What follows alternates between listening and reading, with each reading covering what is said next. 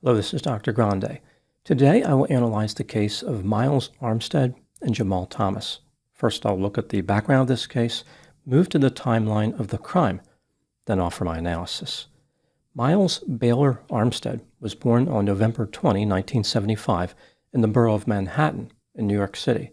His father, Dennis, was an artist's manager, and his mother, Bonnie, was an attorney and an educator. Miles attended a private Catholic school in New York before continuing his education in a private boarding school in California. In 1999, he earned a bachelor's degree in politics from the University of San Francisco. He remained in the San Francisco Bay Area and worked in business finance sales for Bank of America for 2 years before taking a job at Wells Fargo.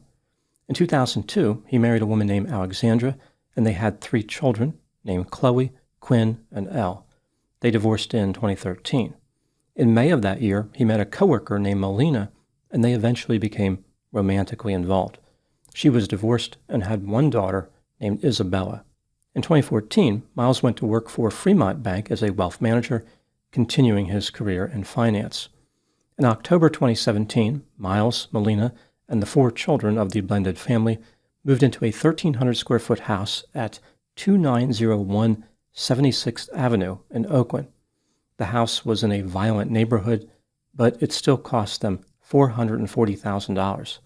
The price reflected Oakland's overheated real estate market and was not a guarantee that the neighborhood would be peaceful. Right after moving, Miles and Melina went to Las Vegas, Nevada, where they married. Despite living in a rough part of the city, the Armstead family was looking forward to life in Oakland, California. They were excited about meeting their neighbors and quickly became friendly with several of them. In the 1,000-square-foot house next to the Armstead family, 2907 76th Avenue, there was a family of 4, Walter and Patricia Thomas and their 2 adult sons, Walter Jr. and Jamal. The Thomas family had rented this house for 30 years. Walter was a retired bus driver. Patricia was a retired nurse. Their son Jamal, who becomes important to this story, went by the name JT. I will refer to him as Jamal. He lived in the garage behind the house. Jamal used to work as a carpenter, but he did not have a job at this point. In 1995, Jamal was convicted of unlawfully taking a vehicle. In 2012, he was convicted of DUI. Jamal was still on probation for the DUI conviction. The Armstead family and the Thomas family maintained a good relationship. There was no reason to think that any animosity would develop between them. In August 2019, the Thomas family was evicted from their house because the owner of the home died, and the owner's children sold the house to an investor intent on flipping the property. In October 2019, 2 months after the eviction, Jamal Thomas returned to 2907 76th Avenue, and he lived in the garage as a squatter. This was worrisome to the people in the neighborhood, but Jamal was not really bothering anybody. That would change on November 28, 2019, Thanksgiving Day, when Jamal approached the Armstead house and frantically banged on the door. He was yelling unintelligibly and tried to break in. When the Armsteads answered, Jamal complained that their dog, Macho, was bothering him. Miles explained to Jamal that Macho was not in the backyard and pointed out that Jamal was not supposed to be there. He told Jamal to get off his property. During the early morning hours, now on November 29, Jamal returned to the Armstead house, banged on the door, and left. This was not the end of the harassment. Jamal exhibited increasingly disturbing and threatening behavior directed at the Armsteads, including verbal threats, taunts, door knocking, and doorbell ringing. Miles did not want to call the police. He felt sorry for Jamal. On December 11, 2019, a rock was thrown through a window of the Armstead house. Melina was struck by one of the glass shards and sustained a cut on her hand. She hit the panic button on the alarm system, and the police responded. There was no way to prove that Jamal was the one who threw the rock, so the police did not do anything. They did not even talk to him. Jamal continued to harass the Armsteads, and the couple called the police multiple times. The response time became increasingly longer. Officers complained that they were understaffed and overworked.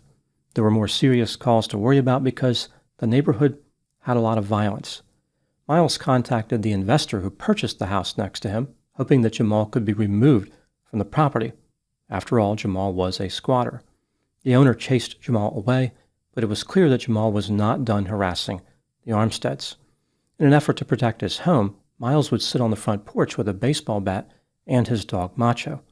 He was probably hoping Jamal would walk up to the porch, see the big dog, and conclude, "I don't think I'll ever get over Macho Grande." Miles and his wife filed for a restraining order after the police advised them to do so, but Jamal's behavior only became worse.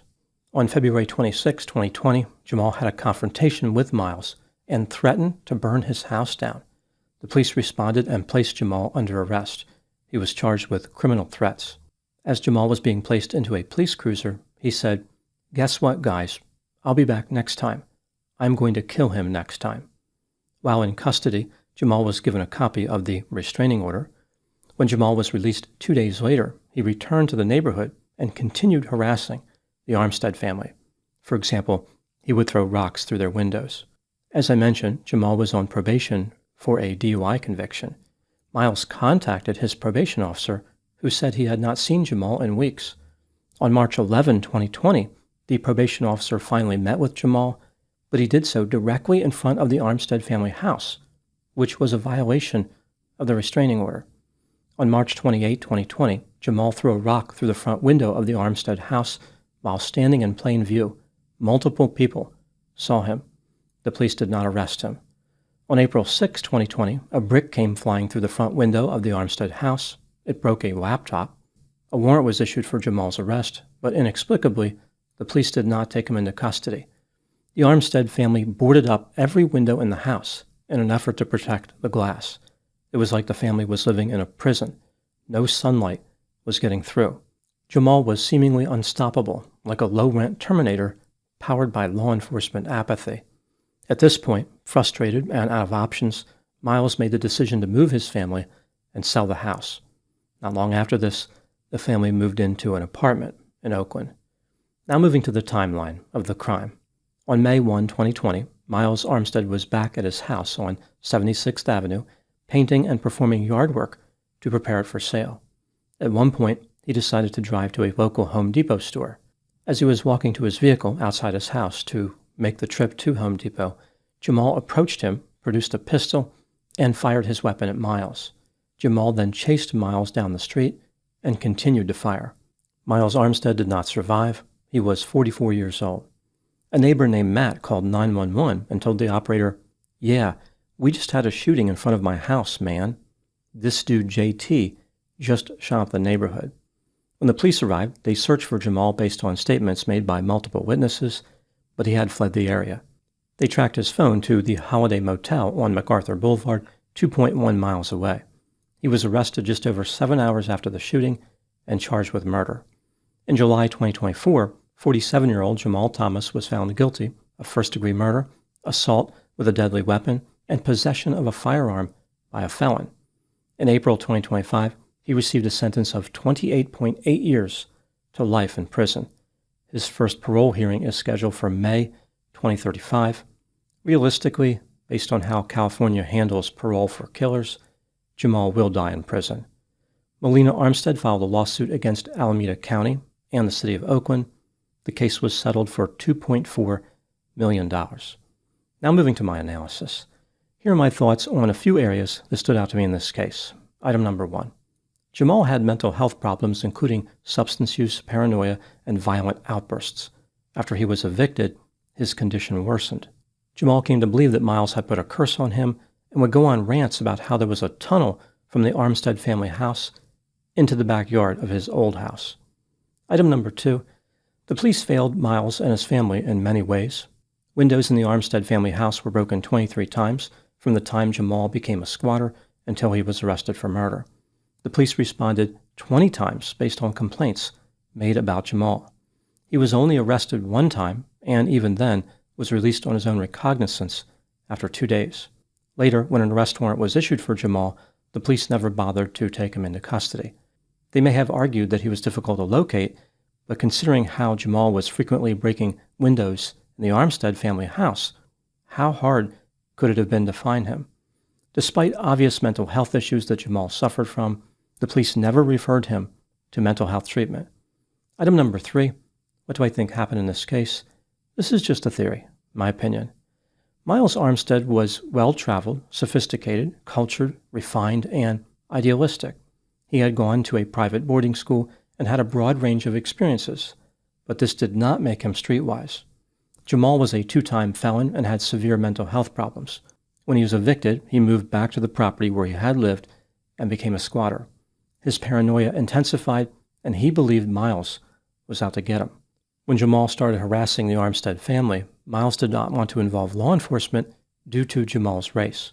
He was sensitive to the optics and consequences of calling the police on a black man. During one encounter with Jamal's mother, Patricia, she apologized to Miles for his bad behavior and said that Jamal needed a strong male role model to help him turn his life around. Miles responded, "I think I could be that person."